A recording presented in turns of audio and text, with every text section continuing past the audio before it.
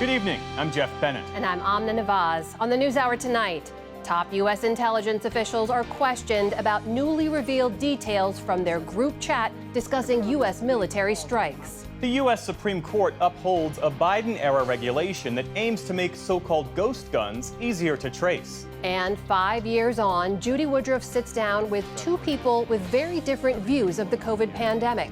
The former director of the National Institutes of Health and a truck driver and podcast host. Who do you believe? We, as a society, often put our trust in people who maybe haven't earned it, but have somehow acquired it.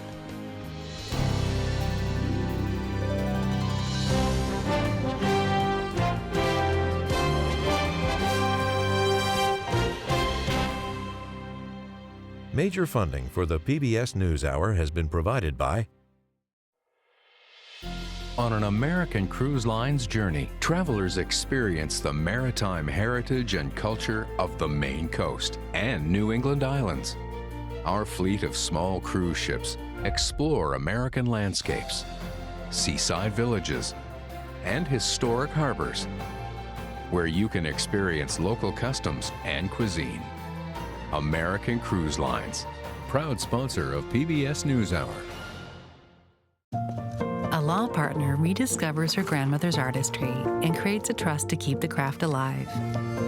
A Raymond James financial advisor gets to know you, your passions, and the way you enrich your community.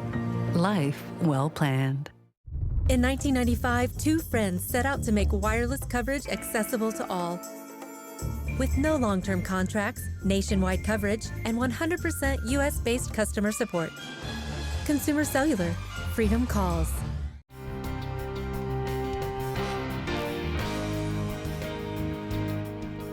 The Judy and Peter Bloom Kovler Foundation, upholding freedom by strengthening democracies at home and abroad.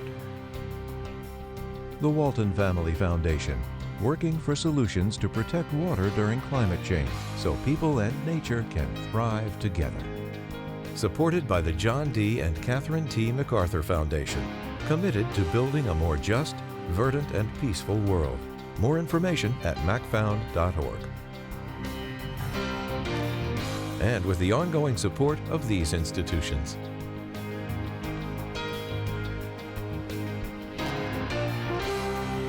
This program was made possible by the Corporation for Public Broadcasting and by contributions to your PBS station from viewers like you. Thank you. Welcome to the NewsHour. Today, The Atlantic magazine published the full messages among the president's national security aides right before the launch of military strikes in Yemen.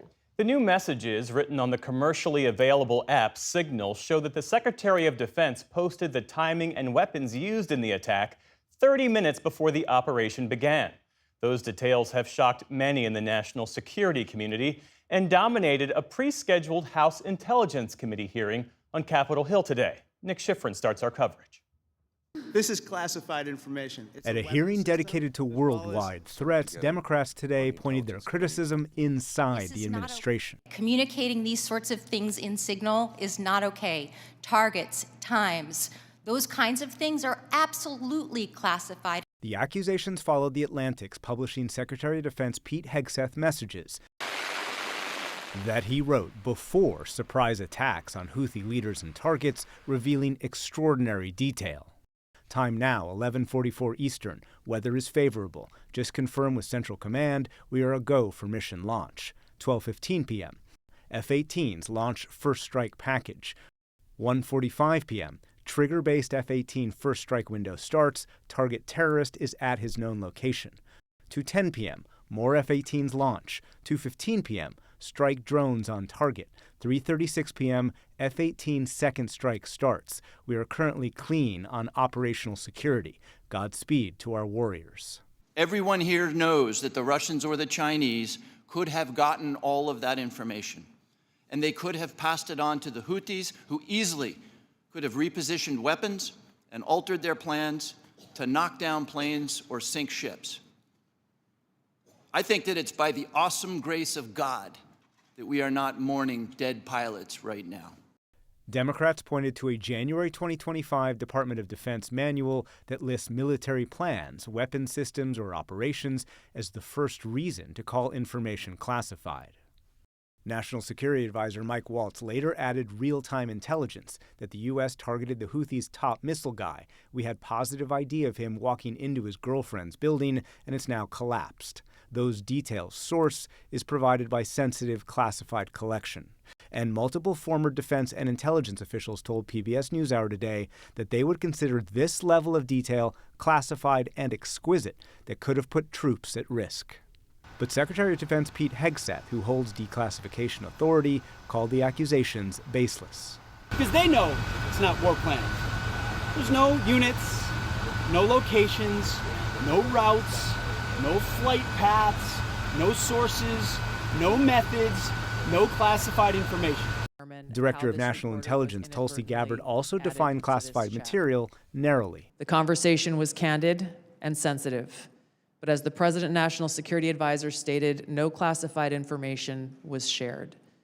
There were no sources, methods, locations, or war plans that were shared. That point shared by Republicans with Gabbard and CIA Director John Ratcliffe. Was the target terrorist named in the text, or was it simply referred to as target terrorist? The target was not named. Thank you. Was the location named? Congressman, no locations were named. Were there any war plans distributed in that signal chat? No, Congressman. And were sources and methods that would compromise our intelligence system or your agents in the field around the world, were they discussed on the signal chat? No. But this afternoon, Senate Armed Services Chairman Republican Roger Wicker said he was asking the administration to open an inspector general investigation.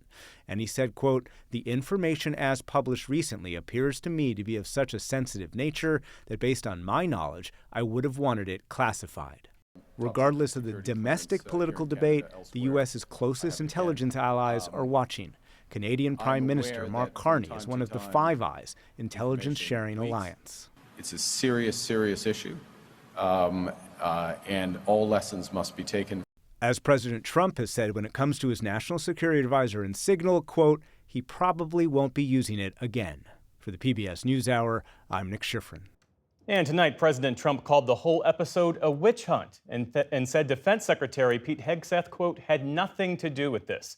We're joined now by Jeffrey Goldberg, editor-in-chief of The Atlantic and moderator of Washington Week here on PBS. Jeff, it's good to see you. So help us understand, first, your decision to release the strike plans, which you were mistakenly made privy to, in light of the days of denials and downplaying from the administration about the content of the signal messages. Yeah, that's a good question. We yesterday, when the president and various other national security officials said that there was nothing sensitive in this material and accused us of lying about the nature of the material, we began to think maybe we should just put this out there so that the American people can see it and make their own conclusions, draw their own conclusions.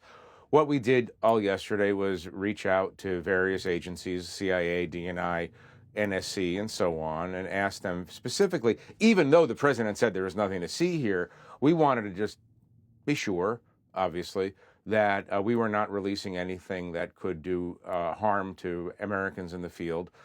Most agencies didn't reply. Some did. We did, in fact, the CIA did, in fact, ask us not to publish one of the texts, and we agreed not to do it because we obviously would want to be responsible.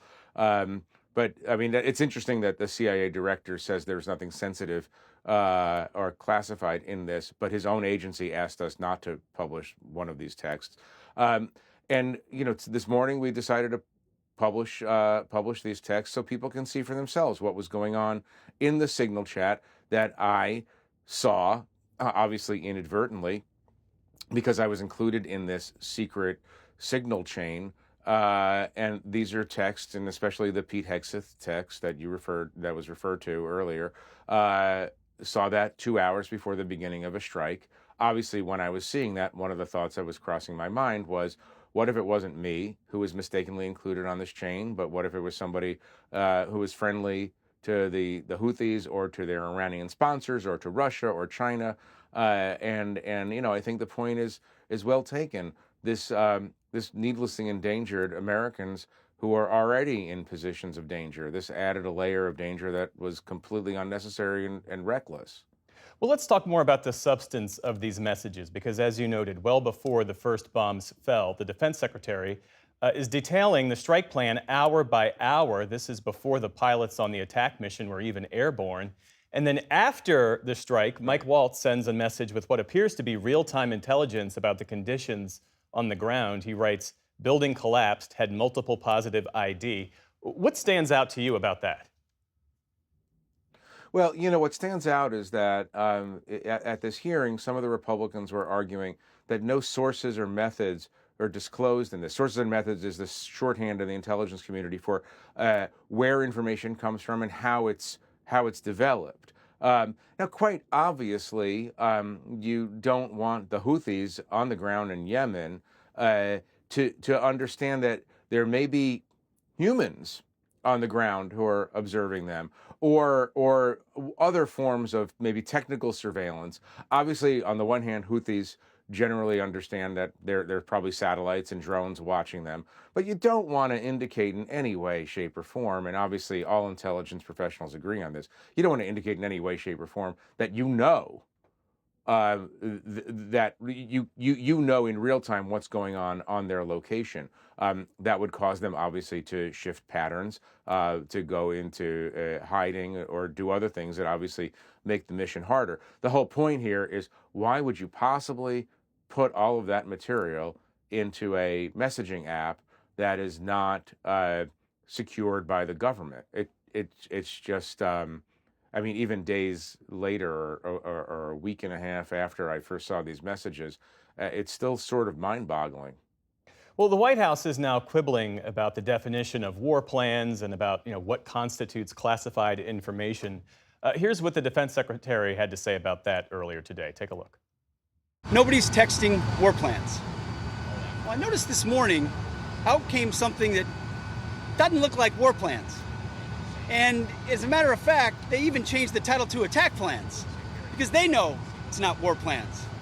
There's no units, no locations, no routes, no flight paths, no sources, no methods, no classified information. So in the minute and a half we have left, first, how does that strike you? And then secondly, why did the Atlantic choose the phrase attack plans in the headline today after using the phrase war plans yesterday? Because that's something that the White House and the DoD comms shop were eager to point out today. Attack plan is actually worse. War plan actually refers to, and I think that for in the vernacular, they are interchangeable. Obviously, this is a plan to use military vehicles and missiles and other components of U.S. Military to kill our enemies. The attack plan actually refers to more technical aspects of what is done in an attack. A war plan, it really actually refers more to strategy. So I changed the word. I mean, we use it interchangeably, in fact, but I changed the word because attack plan actually gets to the heart of what Pete Hegseth was doing, which was giving a minute-by-minute countdown of what they were hoping to do. But again, that's a sideshow. They are trying to avoid the issue at hand, which is that they engaged in a massive security breach, and this would not have been discovered had they not accidentally shared their signal channel with me, which is in itself evidence of a massive security breach. So they can quibble about semantics, but the point is that they put information out into the world that they shouldn't be putting out on those channels. Jeffrey Goldberg of The Atlantic and Washington Week, thanks for joining us. Thank you. To further discuss the signal incident, I spoke earlier with Republican Congressman Don Bacon of Nebraska. He spent nearly 3 decades in the U.S. Air Force, retiring as a brigadier general. Congressman, welcome back to the NewsHour. Thanks so much for joining us. Thank you very much. So have you seen many in the White House and many people who were on this Signal group chat have denied that it included classified information? We've seen The Atlantic has now published the text of those chats. You specialized in intelligence in the Air Force. Do you see classified info in these chats? I think it's clearly classified, so they're digging themselves a bigger hole They should just be straightforward and honest, say we screwed up. Now, I want to say the operation itself, I praise it. The Houthis have been shutting down, the sea lines of communication. We had to open it up. So I support that. I want to take away from that. But there's no doubt when you start saying 2 hours before an operation, we're going to launch these aircraft at this time, or we're going to have bombs go off at this time, and you're talking about Yemen, that is classified. And so I would implore the Secretary of Defense and others, just own it and say, it was my fault, I screwed up, and take responsibility. I think they keep digging a deeper hole, and then when you do that, you lose credibility. And I don't think that's good for America either. So on why this information was shared in the first place, I mean, one expert we talked to said that even a junior officer would have known that this is classified information. Should Pete Hegseth, Secretary of Defense Hegseth, who did serve in the military, shouldn't he have known it was classified? Yes, he should have known it, absolutely. And I think everybody on that signals chat should have known that was an inappropriate place to put launching data of our aircraft, the timing, the impact times and all that. The Secretary of Defense should have known that. Now, I don't know, I try to give people the benefit of the doubt. I just imagine maybe he felt pressured or rushed, I don't know. But there's really no excuse for putting that kind of data. And by the way, it endangers our crews. Because that was put on an unclassified network 2 hours before the strikes.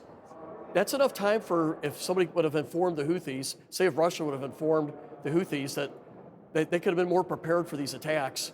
And so that puts our forces at risk. So if this was a breach and it puts our forces at risk, what does accountability look like? I mean, we know Mike Waltz added the journalist Jeff Goldberg to the chat. Pete Hegseth posted the information. Should they be fired? I'm not prepared to say that. I do want to thank Mike Waltz for coming online and saying, hey, it was my fault for adding the journalist. And that's what you want to see. You want to see someone take responsibility. And I think Mike, or Waltz, he's a friend of mine. I believe he's a reasonable voice in the administration, a voice that we need. The secretary is still in denial, though, that he did anything wrong. And I think that reflects worse than the actual incident when you can't own up to a mistake. So I think the jury's still out, and I'm a little reluctant to say fire this or do that. I want accountability from the individual taking responsibility, and that's where I'm at. But is taking responsibility enough for you? I mean, if accountability is what you want to see, for instance, if someone in your command, when you were in the military, disclosed information like this, they would have been prosecuted. There would have been some kind of accountability. What does that look like here? And if there's no accountability, what message does that send? Well, you're right. If I would have done this in the Air Force, I would have lost my clearance. I probably would have got an Article 15, which is non-judicial punishment. It would have probably prevented me from being promoted. So you're absolutely right. I also know we're dealing with the Secretary of Defense. He made a mistake. I'm more worried by the fact that he won't admit it. I want to ask you, too, about just yesterday, you hosted a town hall for your constituents. Thousands of people showed up. It was a virtual town hall. I know you said you hosted so you could take more questions. You had a lot of questions about the House Republican budget that was just passed. And you did say, according to reports, there are no threats right now to the stability of Medicaid, which people asked about. Mathematically, sir, there's no way to reach the target cuts that have been set in the budget by that committee other than touching Medicaid. It has to be touched in some way. So how can you guarantee that the hundreds of thousands of people in Nebraska will not feel any impact to Medicaid?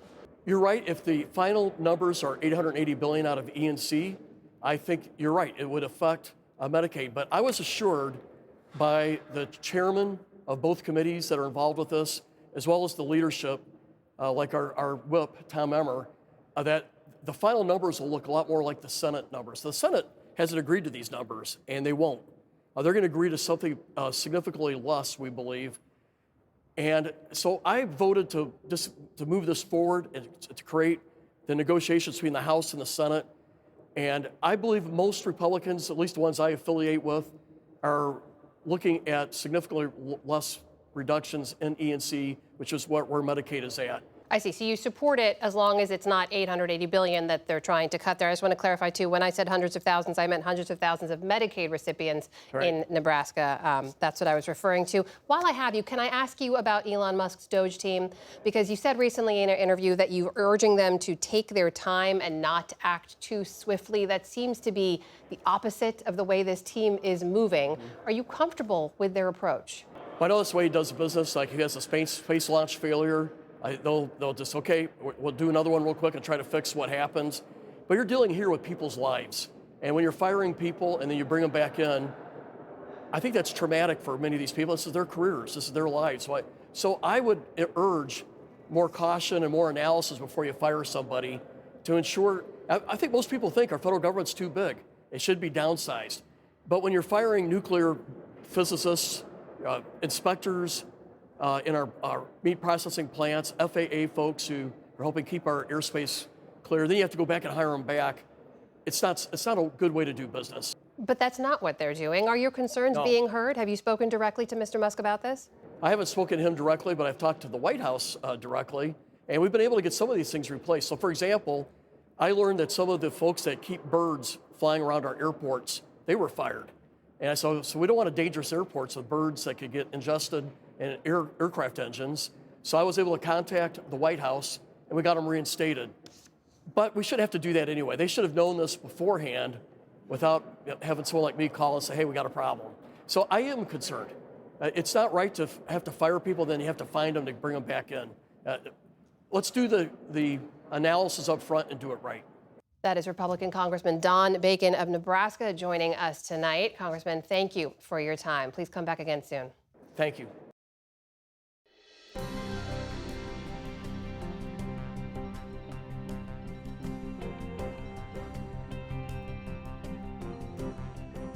We begin the day's other headlines with a legal blow to the Trump administration. A federal appeals court has upheld a lower court ban on the deportation of hundreds of immigrants earlier this month. Alleged to be part of the Venezuelan Tren de Aragua gang, the administration removed the migrants under an 18th century wartime law, the Alien Enemies Act. They were brought by the plane load against a judge's orders to a high-security prison in El Salvador. Homeland Security Secretary Kristi Noem today visited that prison. She also met with that country's president, Nayib Bukele, as part of a 3-day trip to the region. President Trump has announced new 25% tariffs on all foreign-made automobiles. However, Mr. Trump said if certain parts are made in the U.S., but the car is not, then those parts would not be subject to tariffs. He said the goal is to encourage auto companies to set up more factories in the United States. So we'll effectively be charging a 25% tariff. But if you build your car in the United States, there is no tariff. And what that means is a lot of foreign car companies, a lot of companies are going to be in great shape because they've already built their plant. At present, nearly half of all vehicles sold in the United States are imported. The auto tariffs announced today go into effect next Wednesday, along with others. Turning overseas to the tentative ceasefire on energy infrastructure between Russia and Ukraine, both countries have accused the other of breaking the deal. Russian drone strikes hit multiple cities in Ukraine's Sumy region early today, as well as Ukrainian President Volodymyr Zelensky's hometown of Kryvyi Rih. A senior Ukrainian official said at least 8 energy facilities have also been attacked since Moscow claimed it stopped such strikes last week. In Kyiv, Ukraine's foreign minister urged European allies to keep pressure on Russia with the prospect of more sanctions. We separately touched on the topic of strengthening sanctions against Russia. Moscow will engage in deception, not negotiations, until it feels the real power of diplomatic sanctions. There can be no easing of pressure as long as Russian aggression continues. Moscow has claimed that easing sanctions was a precondition to the targeted ceasefire deal. Ukraine denies this. Russia said Ukrainian drones have hit electric facilities in several border regions since yesterday. The Supreme Court in Brazil has ordered former President Jair Bolsonaro to stand trial on charges that he attempted a coup to stay in power 3 years ago. The far-right leader who governed Brazil from 2019 until 2022 will face criminal prosecution for alleged plans that included killing a Supreme Court judge and poisoning his successor, the current president, Luiz Inácio Lula da Silva. Prosecutors say the efforts to seize power continued after Lula was sworn in. Pro-Bolsonaro rioters storming Brazil's presidential palace and Congress in 2023 was reminiscent of the January 6th attack on the U.S. Capitol. Bolsonaro has denied all wrongdoing and says he's being politically persecuted. In the Gaza Strip, Palestinians protested today against Hamas in a rare show of dissent against the ruling militant group. Hundreds of anti-war demonstrators yelled "Hamas, get out" in a second straight day of protest in northern Gaza. Hamas has violently cracked down on previous shows of opposition, but there was no apparent effort to do so these past 2 days. In Israel's parliament, Prime Minister Benjamin Netanyahu used the protest as evidence to claim that Israel's renewed offensive in Gaza is working. Massive wildfires in South Korea have killed at least 24 people and forced almost 30,000 to evacuate. The blazes are some of the worst in the country's history. Officials say close to 5,000 firefighters and other personnel are battling at least 6 active fires in the country's south. Fanned by strong winds for days, the fires have scorched nearly 70 square miles, destroying more than 300 structures, including ancient temples dating back to the 7th century. On Wall Street today, markets closed before President Trump's announcement on tariffs, but that didn't keep stocks from tumbling. The Dow Jones Industrial Average went from an early gain to a modest loss. The Nasdaq fell precipitously, losing more than 2% at close. The S&P 500 also slumped by more than 1%. And scientists have unearthed a new species of dinosaur in the Gobi Desert of Mongolia and unveiled their findings in the journal iScience. The dino, known as Duonicus, lived roughly 95 million years ago and sported a pair of fearsome foot-long claws, the largest ever found fully preserved. But the 10-foot-tall, 500-pound dinosaur was actually not a predator. It used its long claws and long neck to reach for vegetation, though experts say the species could defend itself with those sharp talons when necessary. Still to come on the NewsHour, the Centers for Disease Control becomes the latest federal agency to face a leadership shakeup and major cuts. Republicans question the heads of NPR and PBS as they consider pulling federal funding. And the former director of the National Institutes of Health and a truck driver discuss the nation's divisions after the COVID pandemic. This is the PBS NewsHour from the David M. Rubenstein Studio at WETA in Washington, and in the West from the Walter Cronkite School of Journalism at Arizona State University. The Supreme Court today, in a 7-2 ruling, upheld Biden-era regulations on so-called ghost guns. Those are firearms that can be put together at home with partially assembled kits, making them nearly impossible to trace. Sales of those guns exploded after they came onto the market, and their use in gun crimes rose significantly, too. Joining us now to talk more about the significance of today's ruling is Jennifer Massia, a senior news writer at The Trace, which covers gun violence in America. Jennifer, welcome back to the NewsHour. Good to be here. So let's just start off with what this ruling means. Can you help us understand what it does and also what it doesn't do? In 2022, President Biden's DOJ implemented a rule requiring gun assembly kits to have serial numbers and buyers to undergo background checks, basically treating them like any other gun. And these are parts kits that you can buy online and use to assemble a gun, sometimes in as little time as 20 minutes. Justice Gorsuch, writing for the majority today, one of the court's conservative justices, he said that the regulation of some weapons parts and kits is allowed under the 1968 Gun Control Act, which says a weapon qualifies for regulation if it is capable of being readily converted into a gun. So a gun group that's actually to the right of the NRA, the Firearms Policy Coalition, had sued over the rule a couple years ago, arguing that the government was overstepping by classifying these gun assembly kits as firearms. But Justice Gorsuch ruled that some assembly kits can actually be covered. There was some disagreement, though, about how broad or narrow this ruling is. It sounds to me like it depends on the amount of time and energy that goes into putting together one of these guns from one of these kits. Justice Gorsuch singled out a company called Polymer 80, which was responsible for most of these gun kit sales. They have a buy, build, shoot kit, which contains all the necessary components to put together a gun in 20 minutes. And he said clearly this qualifies. So this now means that manufacturers, they have to mark their products with serial numbers, they have to obtain licenses, they have to conduct background checks. This was a regulation, though, as you mentioned, put into place by the Biden administration. Is this ruling the end of it, or is this something in the way of a regulation that President Trump could potentially roll back? Well, President Trump didn't have much to say about ghost guns in his first administration, but this is really just a phenomenon that's arisen in recent years, really during the Biden presidency. President Trump did sign an executive order pledging to review literally everything the Biden administration did on guns. He could ask the DOJ to devise a new rule that reverses the ghost gun rule. Notably, he hasn't addressed this rule in any executive orders yet, but we could very well wind up once again before the same Supreme Court. Jennifer, are there any other moves from this administration related to gun safety or gun access that you're anticipating down the line? I think that nothing is off the table. President Biden's administration made a lot of progress on guns, mostly with funding for community violence interruption organizations. That funding may be disrupted at this point. So I am looking specifically to see if he does address this rule.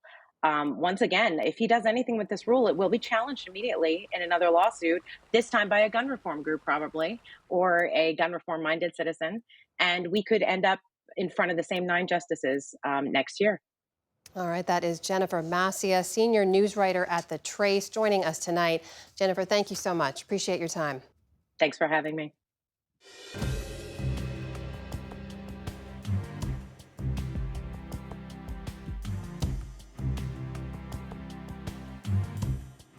President Trump has put into place a very different team than his predecessors when it comes to public health and research, and the CDC is very much in the thick of it. The president just nominated Dr. Susan Monterez, the CDC's current acting chief, to become its new permanent director. That's after a prior candidate withdrew under pressure because of his vaccine skepticism. 5 senior leaders at the CDC have announced their departures, and staff are anticipating cuts that could affect as much as a third of its workforce. Lena Sun is a national reporter focusing on health for The Washington Post. Happy to be here. So let's talk about the new nominee for CDC director. What should we know about her experience, her prior focus, and why President Trump settled on her as his pick? She's the acting director, and she's been in place since January as the acting CDC director. I think what happened after the last nominee withdrew or had his nomination withdrawn, that was former Congressman Dave Weldon, is that the administration, and in particular the president, wanted someone who maybe would not be so out there in terms of controversial vaccine ideas. And that is what sank the previous person. He didn't have the votes in the Senate. In her time as acting, she has been kind of under the radar. She has seemed pretty willing to put in place the initiatives that the administration has wanted when they've wanted CDC to take down the website or make changes. She does not seem to have been putting up a big fuss. And maybe they see in her someone who can steer the ship and not cause too much of a ruckus. She does have a background in biosecurity, and she's very much into use of AI and technology, and she has been in government in and out for 20 years. She served in previous government positions. So I think they want someone who is a little bit more moderate. With senior leaders stepping down after the announcement of her nomination, what are the concerns among career CDC staffers about her and the kind of leadership that she might bring? I think the stepping down of those senior leaders was not directly tied to her nomination. I think that has been coming for some time because of the pressure the administration has put on the health agencies, the external pause, the freeze on travel, this very much clamping down. You notice we've had this enormous measles outbreak since late January. There has not been a single briefing about measles that would normally have taken place under CDC. So they basically muzzled many of the health agencies because no external communication can take place without being cleared by HHS, the parent agency. I think the stepping down of senior officials is partly they see the handwriting on the wall with the Republicans in Congress. There is definitely going to be a push to scale down the scope and mission of the agencies. And in particular at the CDC, I think you will see definitely cuts to personnel and also downsizing of programs, if not elimination of entire centers. And the targets would be global health, the injury center, HIV prevention. How detrimental might the staffing cuts at the CDC be? Those rifts, the reductions in force, have not taken place yet. There's been rumors about them for weeks now. They have slashed the positions of many of those probationary employees that we've all been writing about. They are bracing for deeper cuts, and we don't know how extensive those will be. If the reduction in force is something like 30%, which is one number that has been bandied about, that will be a big, big loss at the CDC. I also want to ask you about the vaccine skeptic David Geyer, who will oversee a study checking connections between vaccines and autism. What should we know about his past work and the concerns there? David Geyer is not a physician. David Geyer and his father, Mark Geyer, have a long history of publishing papers in which they push this long debunked theory or claim that vaccines, including vaccines that have thimerosal, which is a mercury-based preservative, linked to autism. Those claims have been around for decades, and they have been thoroughly and extensively debunked, disproven. There is no there. And the fact that the federal government, the Health and Human Services Department, has hired someone like that to conduct yet another study is something that many public health and autism experts say is such a waste of time and dangerous, because resources are precious. They're cutting agency budgets, they're cutting personnel, and to take time and money to go do something that is already settled and to have it led by someone whose opinions and track record and background all point to debunking vaccines means that you're going in with a conclusion, and that is not how science is done. And ultimately, they think the goal here is for the administration to completely harm vaccines, and that would be terrible short-term, medium-term, and long-term for the United States. Lena Sun of The Washington Post, thank you for joining us tonight. Thank you for having me.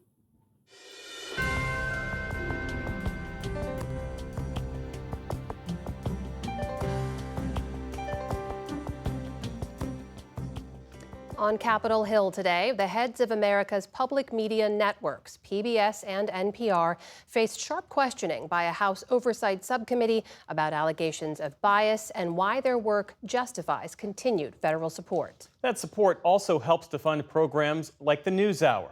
President Trump, Elon Musk, and many in the Republican Party have argued those funds should be completely cut. William Brangham has our report. NPR and PBS have increasingly become radical left-wing echo chambers for a narrow audience. Today's hearing was organized by Subcommittee Chair Representative Marjorie Taylor Greene, Republican of Georgia. PBS News is not just left-leaning, but it actively uses taxpayer funds to push some of the most radical left positions, like featuring a drag queen on the show Let's Learn.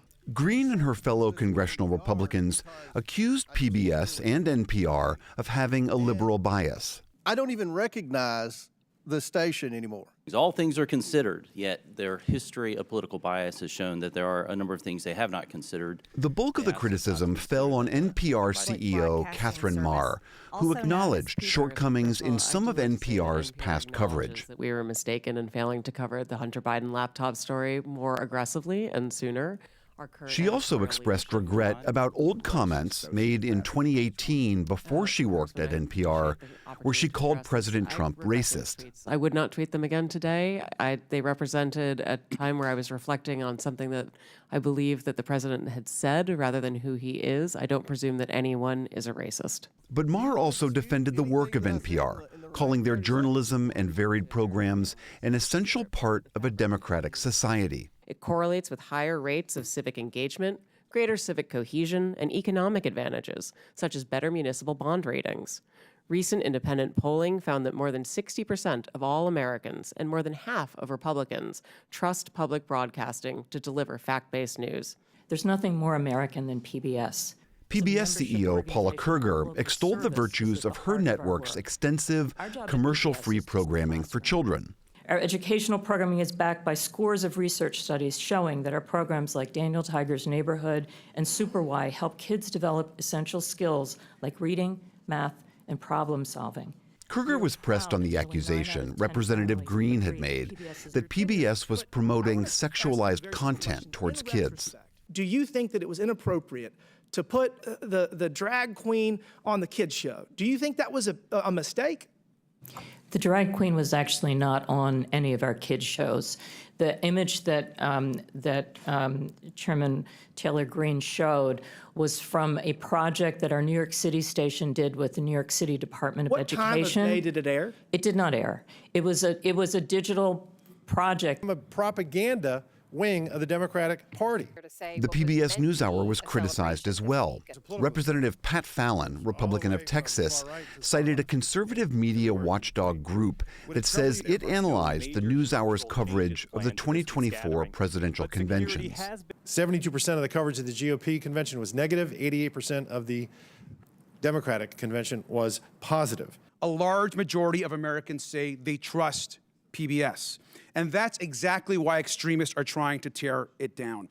Democrats, like Representative Greg Casar of Texas, came to public media's defense, arguing that if cutting the federal budget is the imperative, there were far bigger targets.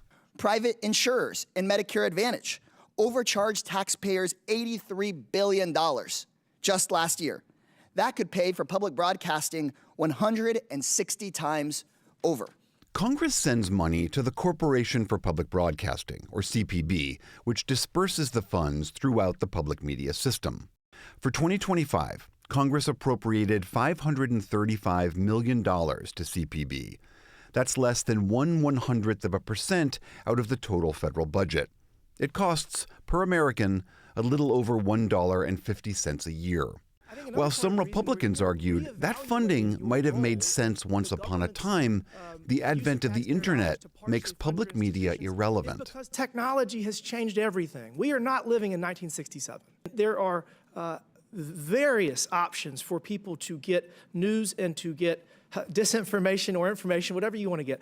But Ed Ullman, who's the president and CEO of Alaska Public Media, testified today that in many rural parts of his state, public media was still a critical resource and needed financial support. Our system leverages this crucial seed money 7 times over in highly efficient public-private partnerships.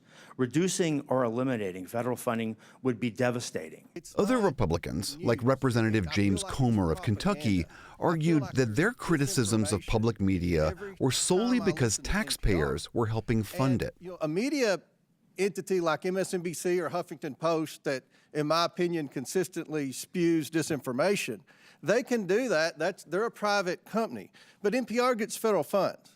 But Representative Ro Khanna, Democrat of California, justified that support by citing the example of PBS's Sesame Street, which in recent years had a funding deal to also air on HBO Max, but that deal wasn't renewed.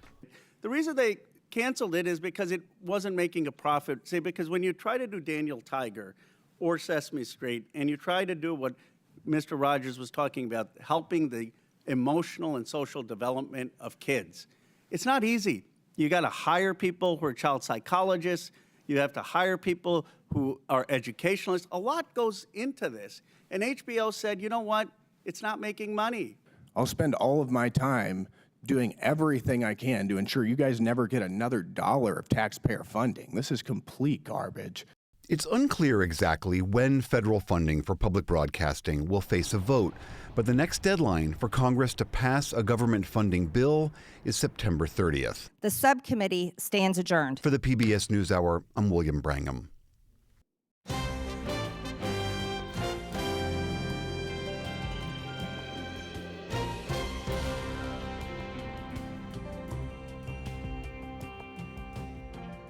Americans were sharply divided over the public health response to COVID-19. Things like masking, remote learning, business closures, and later, vaccines.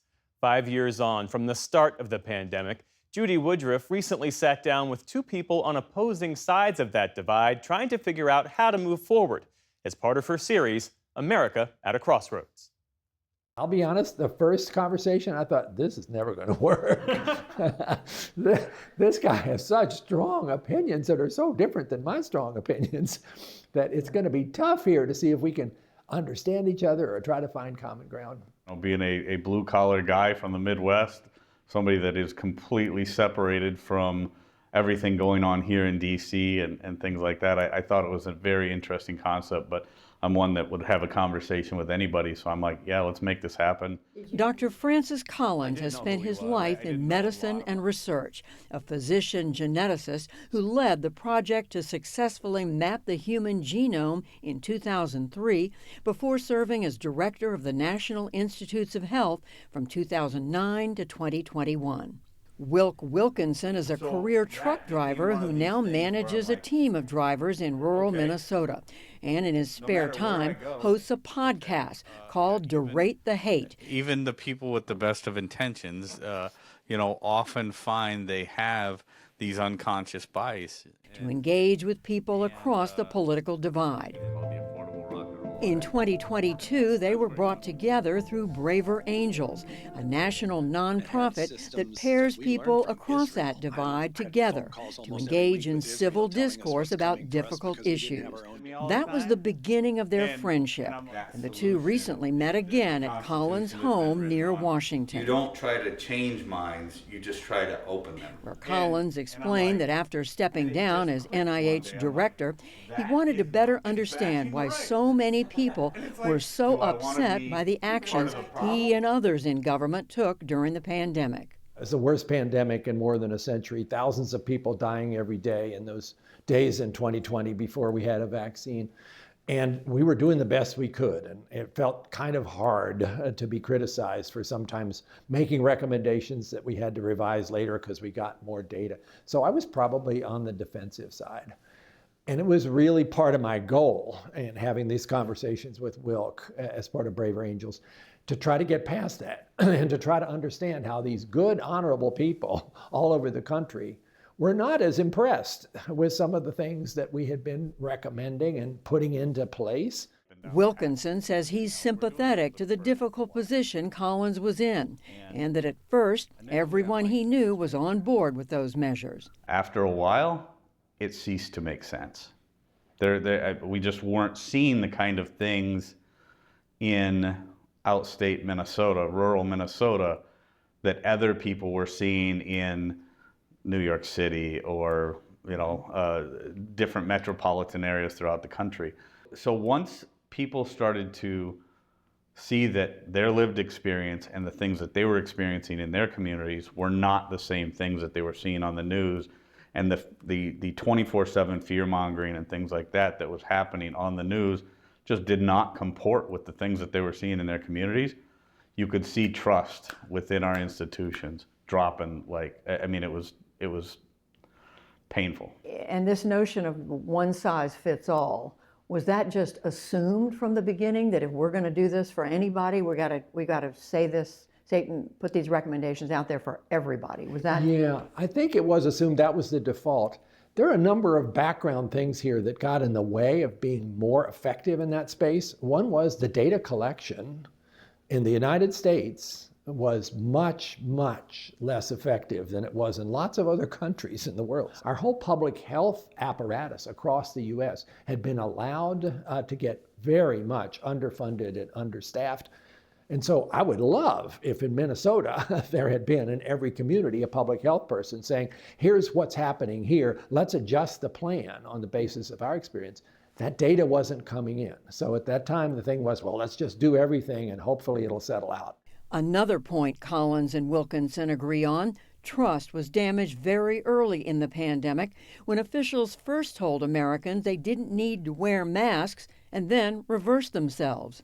Collins explained that with two earlier coronaviruses, SARS and MERS, patients weren't infectious until they got very sick, and so masks weren't needed for people without symptoms. It was one of those horrible moments in the whole history of what we were going through, realizing that actually there are lots and lots of people who are feeling perfectly fine, who are super spreaders, and are passing this virus to anybody close by. And then, oh my gosh, we've got to insist then that everybody start wearing a mask.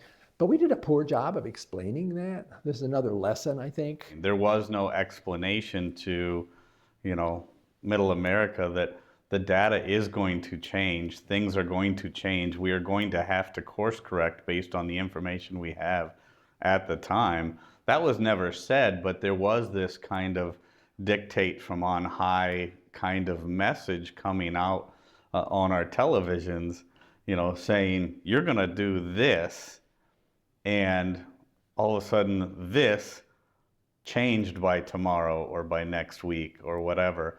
And Wilkinson says that mistrust would later extend to the vaccines as well. Now all of a sudden you'd introduce a thing like vaccines and people are like, okay, well this is different than putting on a mask. Now they're wanting me to inject this thing that may or may not be completely understood into my kid, into my arm. How much thought was being given to how do we explain this to people that we've done this really fast and yet it's still safe? Not nearly enough thought, not nearly enough sort of research to understand the science of science communication and how do you effectively convey information to people that is going to be really important for their decision making. And of course it did work. Let's be clear. The estimates are probably 3.2 million lives were saved in the United States alone by that vaccine. But a bunch of people didn't want it.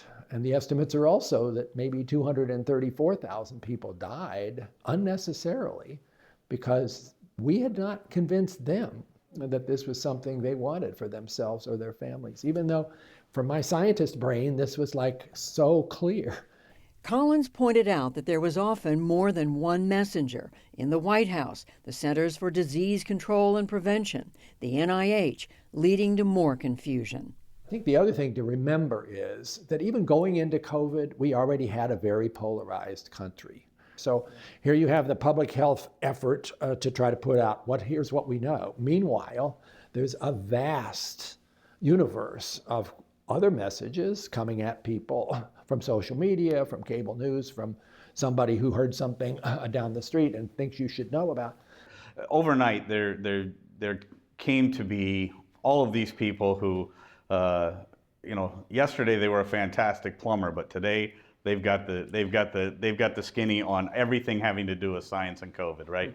A lot of times it comes down to who do you trust, who do you believe, and we, again, as a society, often put our trust in people who maybe haven't earned it, but have somehow acquired it.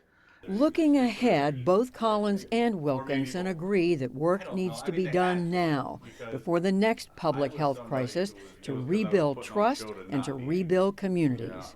We need to get out amongst the communities again. We need to talk to our neighbors. We need to engage our family members in uncomfortable conversations, but understand that you can approach a contentious topic in a non-contentious way. I think Wilkes totally got it right.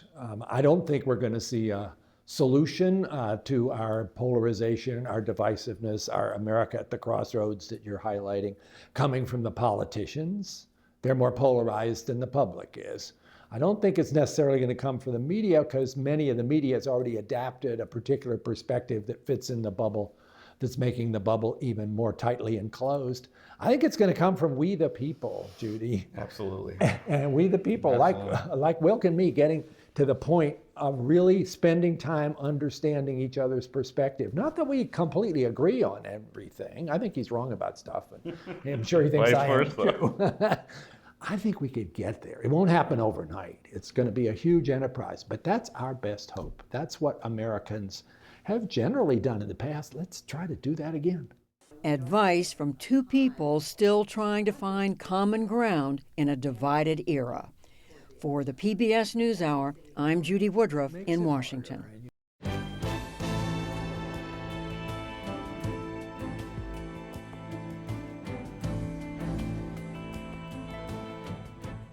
And remember, there is a lot more online, including a look at what qualifies as government fraud and how the U.S. has traditionally rooted it out. That is at pbs.org/newshour. And that is the NewsHour for tonight. I'm Jeff Bennett. And I'm Amna Nawaz. On behalf of the entire NewsHour team, thank you for joining us. Major funding for the PBS NewsHour has been provided by At BDO, I feel like a true individual. People value me for me. They care about what I want, my needs, my career path. I matter here. Certified financial planner professionals are proud to support PBS NewsHour. CFP professionals are committed to acting in their clients' best interest. More information at letsmakeaplan.org.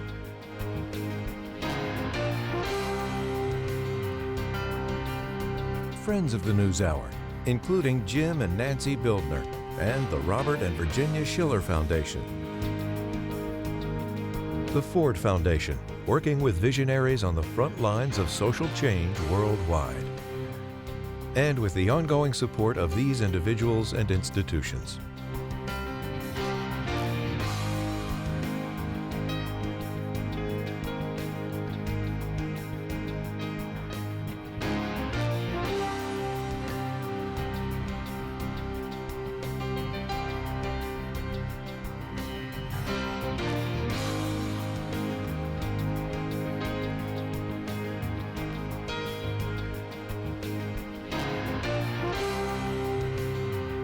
This program was made possible by the Corporation for Public Broadcasting and by contributions to your PBS station from viewers like you. Thank you.